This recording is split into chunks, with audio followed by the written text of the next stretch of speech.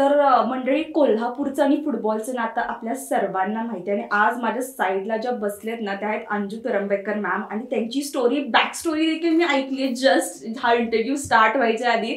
आणि आताचा जो कॉन्व्हर्सेशन होणार आहे तो एवढा इन्स्पायरिंग आहे. एवढे आपण शोज घेतले, एवढ्या गेस्टना आपण इन्व्हाइट केलं आपल्या शोजवर, पण अंजू मॅम यांची स्टोरी आज एक्सक्लुझिव्हली सुगंध मातीचा या शोवर आपल्यासाठी खास. नमस्कार मॅम, एस न्यूज सुगंध मातीचावर आपलं सहर्ष स्वागत. Thank you so much. ओके, तर मी फुटबॉल जर्नी तर ऐकली आहे, तर आता प्रेक्षकांसाठी फुटबॉल पहिल्यांदा जेव्हा तुम्ही पाहिला आणि तुम्ही त्यात उतरला ती स्टोरी एकदा होऊन जाऊ दे. शुअर. मी खेळाडू होते लहानपणापासूनच. मी लंगडीपासून खो खो, कबड्डी, ॲथलेटिक्स असे खूप सारे खेळ खेळले आहे. पण माझी सुरुवात 10वीत असताना झालेली आहे आणि 10वीचं वर्ष म्हणजे तुम्हाला माहिती आहे की खूप इम्पॉर्टंट असतं सर्वांसाठीच. आणि त्याच वर्षी मी फुटबॉलमध्ये पदार्पण केलं होतं. तर मी सिम्पली एक नोटीस बोर्डवर न्यूज वाचली होती की गडिंग्लजला मास्टर स्पोर्ट्स क्लबमध्ये मुलांसाठी आणि मुलींसाठी फुटबॉल प्रशिक्षण होणार आहे. काही मला माहिती नव्हतं फुटबॉलबद्दल, काही पार्श्वभूमी नव्हती, फक्त मुलींसाठी काहीतरी आहे मला ह्याची क्युरियोसिटी होती. म्हणून मी ठरवलं शिवराज कॉलेजच्या ग्राउंडवर जायचं आणि खेळायचं. मी तिथे गेले आणि मला आजही लक्षात आहे पहिल्यांदा जेव्हा मी किक मारली होती, पहिल्यांदा जेव्हा फुटबॉलच्या मागे धावली होती, मला लिटरली असं वाटलं होतं की मला संपूर्ण आयुष्य मिळालेलं आहे, माझी ही स्वप्न आहेत आणि माझं कुठेतरी आयुष्य त्या फुटबॉलच्या मागे धावताना बदलत आहे असं मला तेव्हा वाटलं होतं. म्हणजे मला आत्ता ते जास्त समजतं आणि तेव्हापासून माझी सर्व जर्नी सुरुवात झालेली आहे. ओके, तर मॅम गडिंग्लज तालुक्यातील एका छोट्याशा गावातील आहेत. घरातून सपोर्ट त्यांना देखील भेटला नव्हता. तर मॅम ती जी जर्नी होती की तुम्ही मॅम घरातून पळून पण येत, त्या पॉईंटवर पण आपण येणार आहोत. तर मॅम असं होतं की आता गावात तरी आपण खेळतोय, जे स्टार्ट केलंय आणि खेळतोय, पण आता असं आहे की पुढे जायला पाहिजे. जर खरोखर फुटबॉलमध्ये करिअर करायचं तर you have to step out of the place. तर फर्स्ट ती जर्नी कशी स्टार्ट झाली की मी बाहेर जाते आणि मी बाहेर जाऊन खेळतेय? राईट. सो जसं मी तुम्हाला खूप सिम्पल वे मध्ये सांगितलं, मी 10वीत होते आणि फुटबॉल खेळायला सुरुवात केलं होतं. पण माझी जर्नी इतकी काही सोपी नव्हती. म्हणजे माझ्या घरच्यांना जेव्हा समजलं की मी फुटबॉल खेळतीये, ते पण मुलांसोबत आणि ते पण शॉर्ट्स घालून, तर मला बेदम मार पडला होता. कारण मी त्यावेळेला खोटं देखील बोलायचे. कारण मला जेव्हा रात्री विचारलं गेलं की तू का लेट येतेस शाळेतून आणि शेताकडे का नाही येतेस, बिकॉज मी शेतकरी फॅमिलीमधून आहे, तर माझी ती रिस्पॉन्सिबिलिटीज तशा असायच्या. तर मी त्यांना म्हणायचे माझे एक्स्ट्रा क्लास आहेत. मी खोटं बोलायचे चांगल्यासाठी, डेफिनेटली. मी खोटं बोलून आणखीन काही नाही केलं, फुटबॉलच खेळायचे.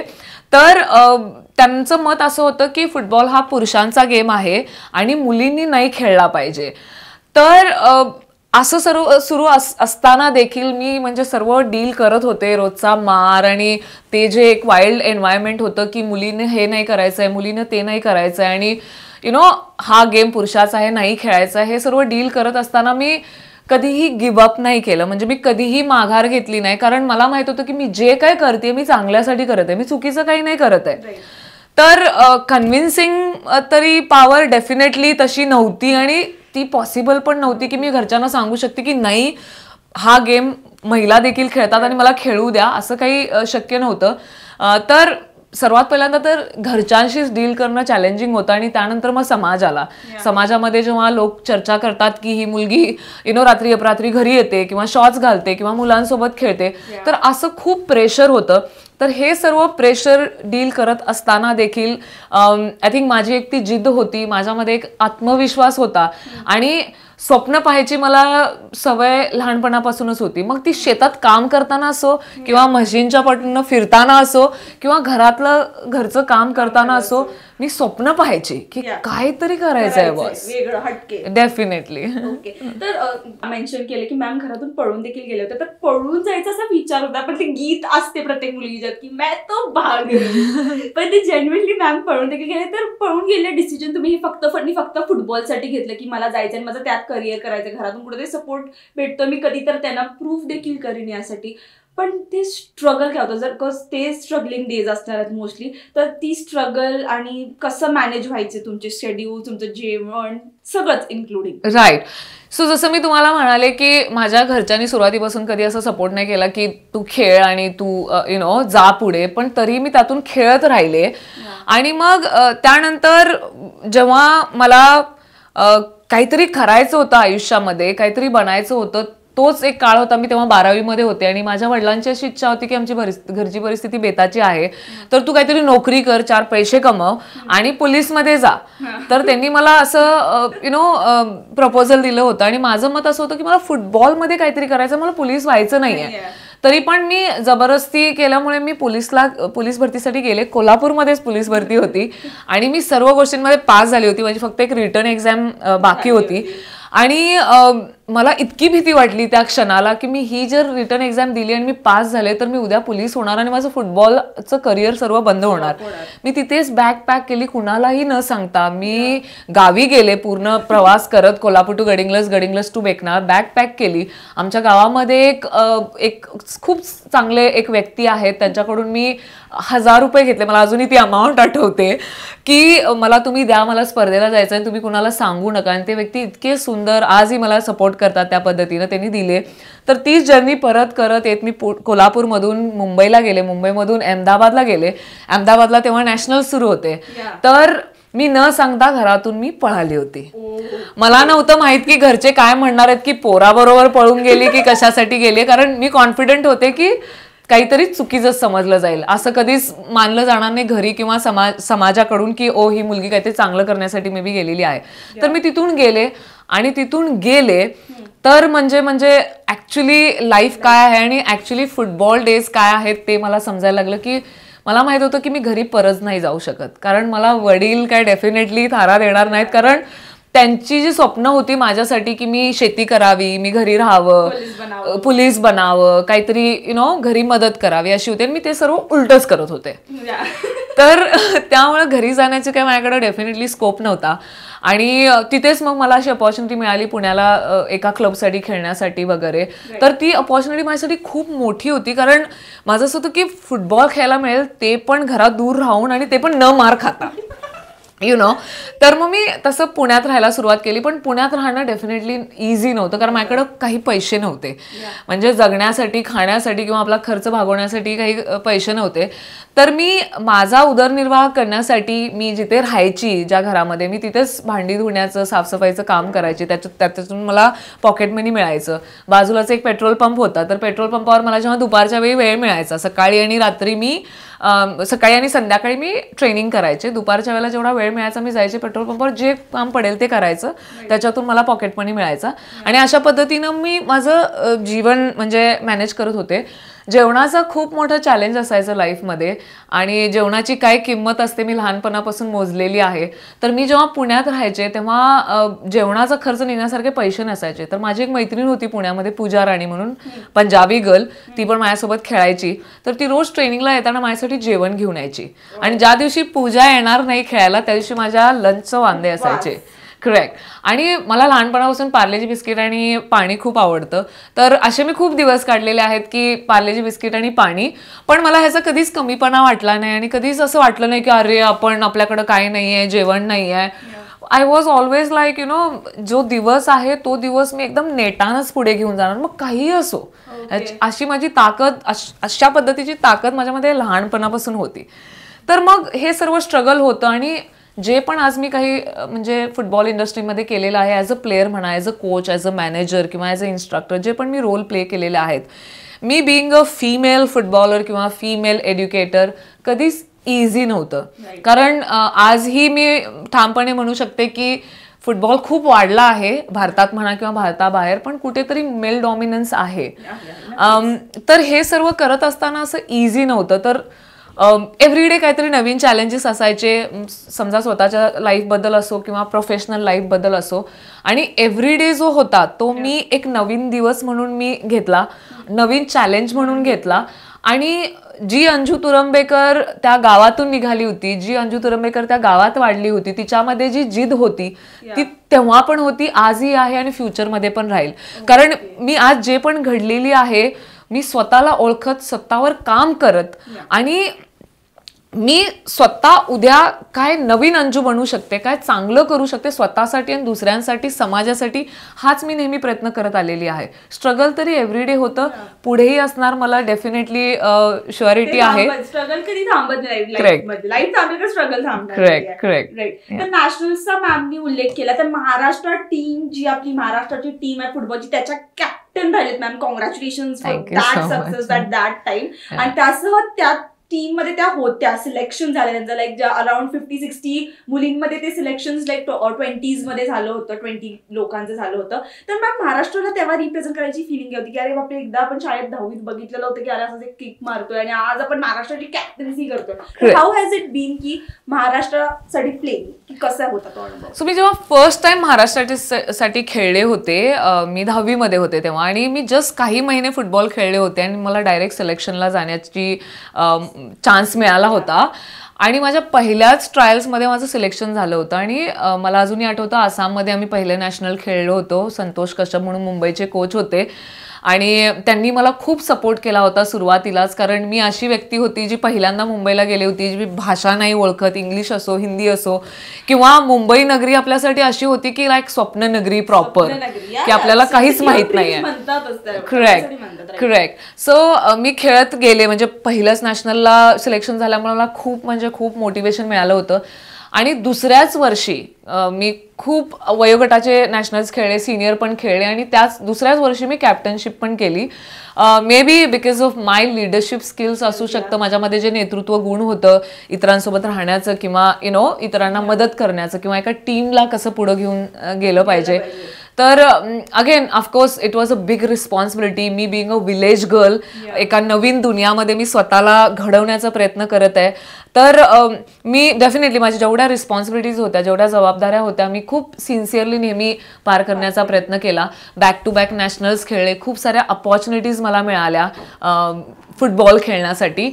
लाईक आय सेड दॅट मी खूप वर्ष खेळले आणि त्याच्यातून खूप सारे एक्सपिरियन्सेस आले टीमला लीड करण्यासाठी, आणि त्या सर्व प्रोसेसमधून मी स्वतःला लीड करण्यासाठी पण शिकले.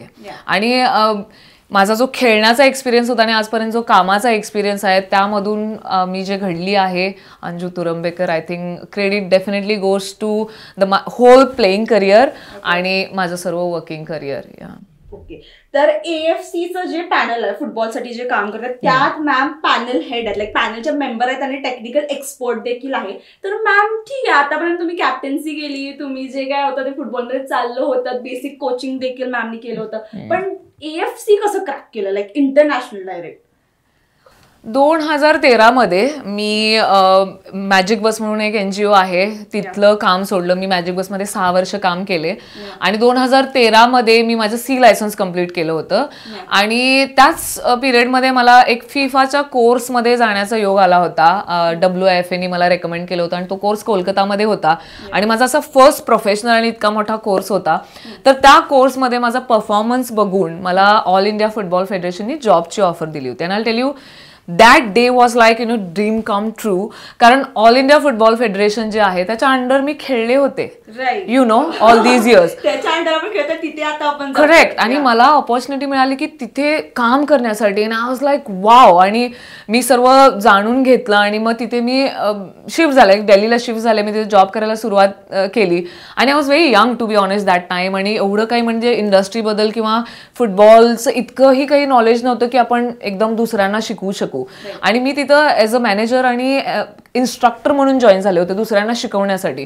तर ती प्रोसेस खूप सुंदर होती. मी स्वतःला त्याच्यामधून खूप चांगल्या पद्धतीनं मला असं वाटतं की मी घडवलं. ते जे एक्सपिरियन्सेस होते, प्रोफेशनल एक्सपिरियन्स जे होते, ते मला खूप हेल्प केले.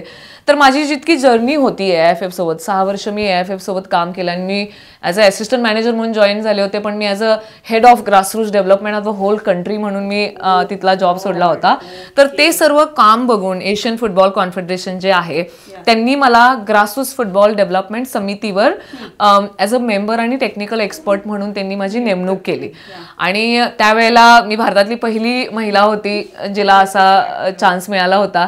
आणि माझ्यासाठी खूप मोठा चान्स होता, कारण मी एका गावातून येऊन तालुका लेवलला खेळून, जिल्ह्याला खेळून, स्टेटला खेळून, पूर्ण भारतामध्ये खेळून आणि काम करून मला आशिया लेवलला जाऊन काम करण्याचा मौका मिळत होता. आणि त्या पूर्ण पॅनलवर आम्ही जवळजवळ 15 जण आहोत पूर्ण आशिया खंडातून, आणि त्याच्यामध्ये मी एकटी होते.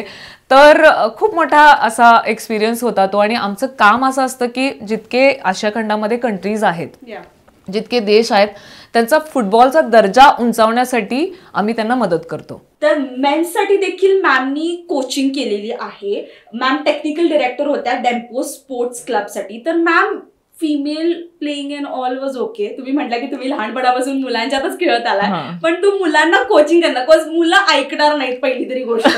पहिलाच मुलांचा असते की तो ऍटिट्यूड असते, हा मीच राजा. तर ते कोचिंग स्टार्ट कशी झाली, आणि लाईक तुम्ही जनरली कोचिंग तर करतच होता, बट ती कोचिंग आणि त्या एक्सपिरियन्स बद्दल काय सांगाल?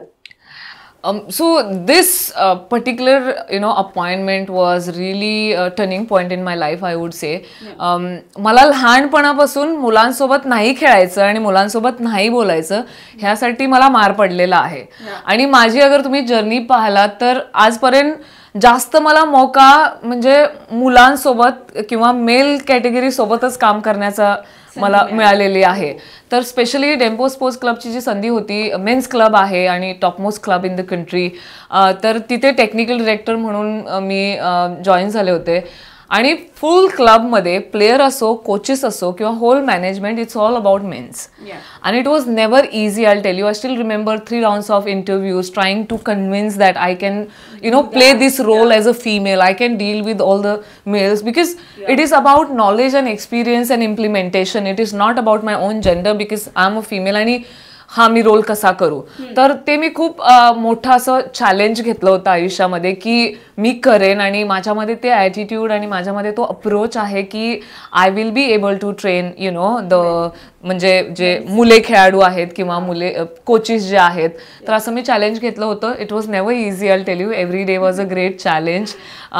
पण I am very thankful, I tell you, की मी असा रोल प्ले केलेला आहे इंडस्ट्रीमध्ये जो मला खूप हेल्प केलेला आहे पूर्ण इंडस्ट्रीमध्ये काम करण्यासाठी. तर मॅम बद्दल विशेष म्हणजे मॅम कधी नो म्हणत नाही, जे आपण कधीच कोणत्याच ऑपॉर्च्युनिटीला कुणीच नाही म्हटलं पाहिजे. जे येईल ते आपण स्वीकारून त्यासाठी 100% आपलं नेहमी दिलं पाहिजे. तर मॅमनी त्यांची स्वतःची अकॅडमी देखील फॉर्म केली आहे, दॅट इज अडॅप्ट अकॅडमी, आणि त्याचं 80 foundation which works like a NGO. तर त्याविषयी मॅम प्लीज प्रेक्षकांना माहिती द्यावी, कारण की खूप सुंदर कार्य तुम्ही करत आहात. Sure, thank you so much for that.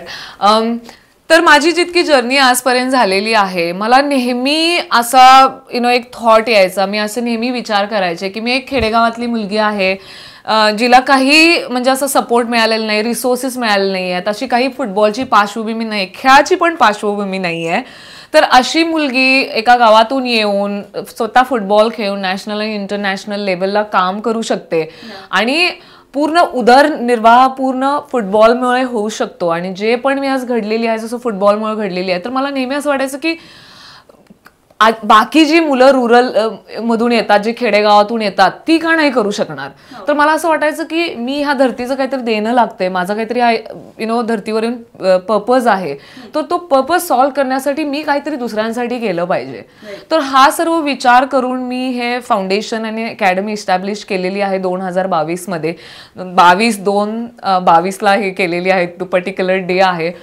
तर ह्याचा उद्देश असा आहे की डेफिनेटली व्हेरी प्युअरली दुसऱ्यांसाठी आम्हाला काहीतरी करायचं आहे, कारण मला खेळानं सर्व दिलेलं आहे, तर मग मला त्याच खेळा थ्रू मला लोकांसाठी काहीतरी करायचं आहे.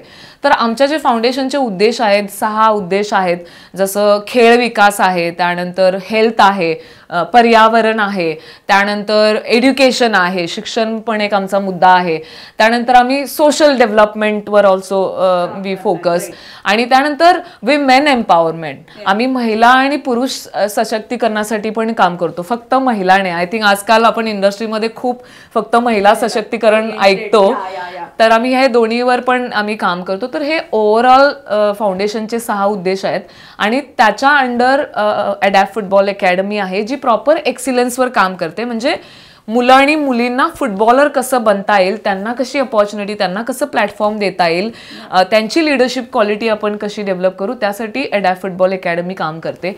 आणि फ्यू थिंग्स मी आवर्जून लोकांना सांगते मी जिथंही जाते. मला असं वाटतं की प्रत्येकाच्या आयुष्यामध्ये, लहान मुलगा मुलगी असो किंवा जे ओल्ड लोक आहेत ते असो, प्रत्येकाच्या आयुष्यामध्ये फक्त 2च दुःख आहेत.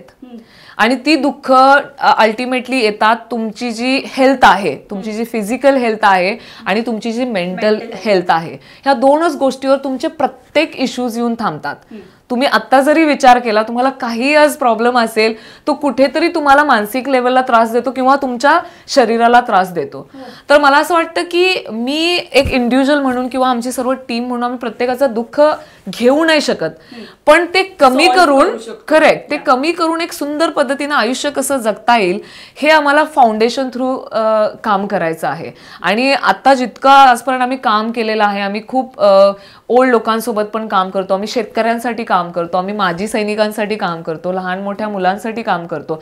आणि हा एक खेळाद्वारे आम्ही त्यांच्या लाईफमध्ये काहीतरी बदल घडवून आणण्याचा प्रयत्न करत आहोत.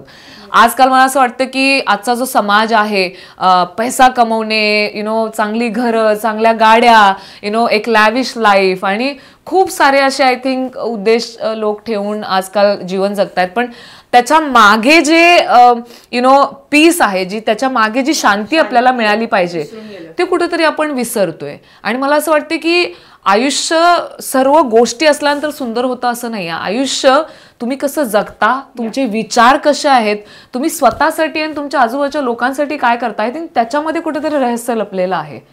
आणि मी आज जे करत आहे माझ्या टीम सोबत, मला इतकी खुशी मिळते की आम्ही काहीतरी करतोय, कुठेतरी आम्ही काहीतरी फरक, काहीतरी डिफरन्स बनवण्याचा प्रयत्न करत आहोत. माझ्या जेव्हा सुट्ट्या असतात तेव्हा मी माझ्या सर्व सुट्ट्या ह्या सर्व कामांसाठी मी स्पेंड करते. आणि मला कधी असं वाटत नाही की माझ्या आठवडाभर सुट्टी आहे आणि मी निवांत जावं, घरी राहावं. मला असं वाटतं की आठवडा आहे, मी मुलींसाठी काहीतरी करू, मुलांसाठी काहीतरी करू, माझ्या आजूबाजूच्या परिसरासाठी काहीतरी करू. तर माझी अशी इच्छा असते. तो एकंदरीत मला असं वाटतं की हे जे फाउंडेशन अँड अकॅडमीचं जे आम्ही कार्य करत आहोत, ह्याच्या थ्रू कुठेतरी पर्पज सॉल्व्ह होत आहे आमच्या आयुष्याचा. स्ट्रगल तुम्ही केलं, तुम्ही ते अचीव्ह देखील केलं. तर तुमचे बॅनर्स आणि न्यूजपेपरमध्ये तुमचे आर्टिकल्स लिहिले जात होते, पोस्टर्स लागले होते, सोशल मीडियावर देखील फोटोज व्हायरल होते. तेव्हा सोशल मीडिया एवढं नव्हतं, पण जेवढं होतं त्यातून ते व्हायरल होत होते. तर आता घरी सिच्युएशन काय होती तेव्हा? लाईक रिटर्न पण जायचंय, सगळं आहे, बोलायला तर पाहिजे, मम्मी पप्पाने भेटायला, तेवढं ते लाईक असतं की अरे घरी जायचंय. ते कसं होता प्रवास? तर सुरुवातीपासूनच म्हणजे ऑफकोर्स त्यांना जेव्हा समजलं की ही कुठंतरी काहीतरी चांगलं करते, पेपरला नाव आहे त्यांचं, तुम्ही म्हणालात हे सर्व गोष्टी होत आहेत, कुठेतरी डेफिनेटली खुशी होती की हा पोरगी काहीतरी चांगलं काम करते. पण यू कॅन इमॅजिन जे खेडेगावामध्ये लोक असतात त्यांचं एक पर्टिक्युलर टाईपचं आयुष्य त्यांनी पाहिलेलं असतंय आणि ते तसंच दुसऱ्यांमध्ये पण ते पाहतात. म्हणजे त्यांना असं वाटतं की इतकं वय झाल्यानंतर मुलाचं लग्न झालं पाहिजे, संसार केला पाहिजे आणि ह्या सर्व जबाबदाऱ्या केल्या पाहिजे. तर मग त्यांचं नेहमी असं राहिलेलं आहे की कर सर्व, पण ह्या सर्व गोष्टी आहेत तू बघ. सुरुवातीला ऑफकोर्स ते नाखुशच होते, पण त्यानंतर त्यांना जेव्हा समजलं की मी ह्या फुटबॉलच्या जर्नी थ्रू मी कमवतीये, मी स्वतः घरच्यांना मदत करते, त्यांना पैसा देते, सर्व जबाबदाऱ्या मी पाडतीये, तर ऑफकोर्स ते तसं खुश होते. त्यांना समाजामध्ये आज जेव्हा जातात तर 4 लोक ओळखतात, त्यांना कार्यक्रमांना बोलवतात, तर त्यांना डेफिनेटली त्याचा मोठेपणा वाटतो. मला असं पर्सनली वाटतं की माझे जे वडील आहेत त्यांना कुठेतरी रिग्रेट पण होतं, कारण जसं तुम्ही म्हणालात की मी खूप मार खाल्लेला आहे, हॉस्पिटलमध्ये ॲडमिट होण्यापर्यंत मी मार खाल्लेला आहे आणि त्याच्यातून मी कधी काही वाईट केलेलं नाही, मी चांगलंच केलेलं आहे आजपर्यंत माझ्या स्वतःसाठी. तर त्यांच्या डोळ्यामध्ये मला काहीतरी पाणी दिसतं, त्यांना ते रिग्रेट होतं ते मला कधीतरी दिसतं. सो आय थिंक मला असं म्हणायचं आहे की मी सुरुवातीला मे बी मी जेव्हा लहान होते तेव्हा असं वाटायचं हे आपल्यासोबतच का होतंय आणि आपल्याला का नाही सपोर्ट करत आहेत. But throughout my life मी हे शिकलेली आहे की जे माझ्यासोबत घडलेलं आहे लहानपणापासून आत्तापर्यंत, ह्याच्यामुळं मी ताकदवान बनलेली आहे, शक्तिवान बनलेली आहे, ह्याच्यामुळं मी खूप वाईस बनलेली आहे. मी स्वतःचे जे निर्णय आहेत त्याची रिस्पॉन्सिबिलिटी मी स्वतःवरच दिलेली आहे. जर मी चांगलं केलं तर मीच, वाईट केलं तर मीच. आणि हे सर्व घडलेलं आहे कारण माझी जशा पद्धतीनं जर्नी सुरुवात झाली आहे, स्टार्टिंग फ्रॉम माय फॅमिली. तर मी ह्या गोष्टी रिग्रेट नाही करत. उलटं मी असं म्हणते की देवाने मला लाईफ चांगली दिलेली आहे आणि ह्या लाईफ थ्रू मी काहीतरी घडू शकले, काहीतरी बनवू शकले. आणि आता मला अजूनही समाजासाठी काहीतरी बनण्यासाठी तितकी मला ताकद मिळालेली आहे. जसं मी तुम्हाला म्हणाले की मला नाही वाटत की आयुष्यामध्ये अशा काही गोष्टी आहेत ज्या मी करू नाही शकत किंवा मी केपेबल इनफ नाही आहे. मला असं वाटतं की मला सर्व पॉसिबल आहे कारण दॅट काइंड ऑफ पॉझिटिव्हिटी, एवढं सर्व सहन करून मी नेहमी पॉझिटिव्हिटी मेंटेन केलेली आहे की नो मॅटर व्हॉट, माझा उद्याचा दिवस मी चांगलाच जगणार आहे, हिमतीनं जगणार आहे. किती दुःख झालं, किती तुटले तर मी स्वतःला उभं करणार आहे. ही जिद्द पकडून मी नेहमी डील केलेलं आहे आणि तसंच मी फॅमिलीसोबत पण डील केलेलं आहे. मग ते इमोशन्स असो, मग काही असो, की मी चांगलं करणार. त्यासह कोल्हापूरकरांसाठी अंजू मॅम यांच्याकडून संदेश. तर कोल्हापूर माझं खूप आवडतं शहर आहे. ऑफकोर्स मी जेव्हा गडिंग्लजमधून बाहेर पडून पुढचा फुटबॉल प्रवास अगर मी कुठे केला असेल तर कोल्हापूरमध्ये केलेला आहे. कोल्हापूर दमदार आहे आणि मला असं वाटतं की ह्या शहरामध्ये खूप टॅलेंट आहे, खूप म्हणजे खूप टॅलेंट आहे. फक्त फुटबॉलसाठीच मी म्हणणार नाही, पण इतर क्षेत्रामध्ये पण टॅलेंट आहे. आणि मला असं वाटतं की प्रत्येकानं लहानापासून मोठ्यापर्यंत जे पण आहेत त्यांनी आपलं टॅलेंट जोपासावं, स्वतःसाठी काहीतरी करावं, समाजासाठी काहीतरी करावं, ह्या देशासाठी काहीतरी करावं. आणि जी आपली ताकद आहे ती हर एक दिनमध्ये म्हणजे रोजच्या जीवनामध्ये वापर करावी जर आपल्याला खरंच काहीतरी घडायचं असेल. आणि मला स्पेशली जे लहान मुलं मुली आहेत किंवा जे यूथ्स आहेत आजचे कोल्हापूरचे, त्यांना मला सांगायचं आहे तुम्हाला जे काय घडायचं आहे, जे काय बनायचं आहे, जे तुम्ही काय आहे ते तुमच्यामध्ये आहे. आणि जर करायचं असेल तर तुम्ही स्वतःला तयार केलं पाहिजे त्या पद्धतीनं, त्या पद्धतीची तुम्ही मेंटॅलिटी बनवली पाहिजे, तशी मेहनत करण्याची तुम्ही तयारी केली पाहिजे. सर्व काही पॉसिबल आहे. जिद्द ठेवा, काहीतरी पॅशन ठेवा, स्वप्ने बघायला शिका आणि ती साकार करण्यासाठी फक्त स्वतःमध्ये ती ताकद निर्माण करा. आणि आयुष्य तुमचंच आहे, सुंदर झालं तुमचंच आहे आणि सर्व काही तुमचंच आहे. थँक्यू. स्टोरी खूप इन्स्पिरेशनल आहे, त्यासह हे कॉन्व्हर्सेशन देखील खूप इन्स्पिरेशनल झालेलं आहे. धन्यवाद मॅम, तुम्ही आलाय, तुमचे जे शेड्यूल्स अरेंज करून त्यातून तुम्ही आम्हाला टाइम दिलात, मला टाइम दिलात, एस न्यूजला टाइम दिलात. धन्यवाद. Thank you so much. Thank you everyone.